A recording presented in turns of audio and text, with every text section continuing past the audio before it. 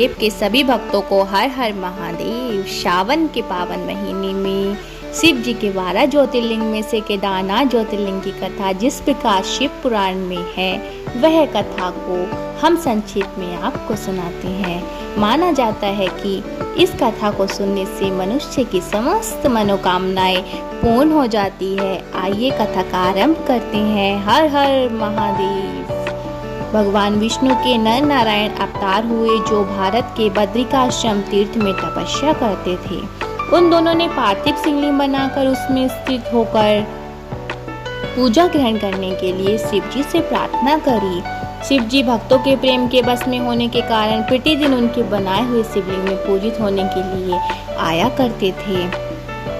जब उन दोनों को पूजा करते हुए बहुत दिन हो गए, तब एक दिन शिव जी ने प्रसन्न होकर कहा, मैं तुम्हारी पूजा से बहुत प्रसन्न हूँ। तुम दोनों मुझसे वर मांगो, क्योंकि तुम इसके योग्य हो।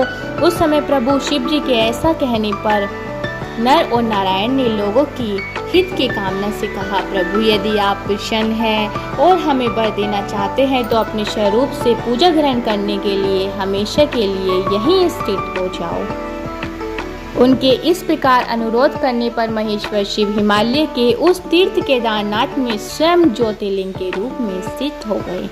उन दोनों से पूजित होकर संपूर्ण दुख और भय का नाश करने वाले शिव जी लोगों का उपकार करने और भक्तों को दर्शन देने के लिए स्वयं केदारनाथ के नाम से प्रसिद्ध हो वहां रहते हैं।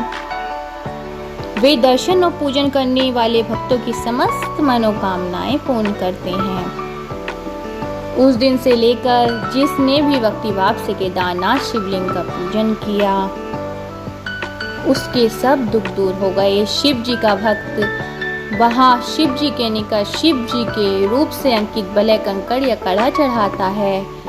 वह उस वलय युक्त स्वरूप का दर्शन करके समस्त पापों से मुक्त हो जाता है, साथ ही जीवन मुक्त भी हो जाता है। जो बद्रीवन की यात्रा करता है उसे भी जीवन मुक्ति प्राप्त होती है। नर और नारायण के तथा केदारनाथ शिव जी के रूप का दर्शन करके मनुष्य मोक्ष का भागी होता है। केदारनाथ में भक्ति रखने वाले जो मनुष्य वहां की यात्रा आरंभ करके उनके पास तक पहुंचने के पहले प्राण त्याग देते हैं, वह भी मोक्ष पा जाते हैं।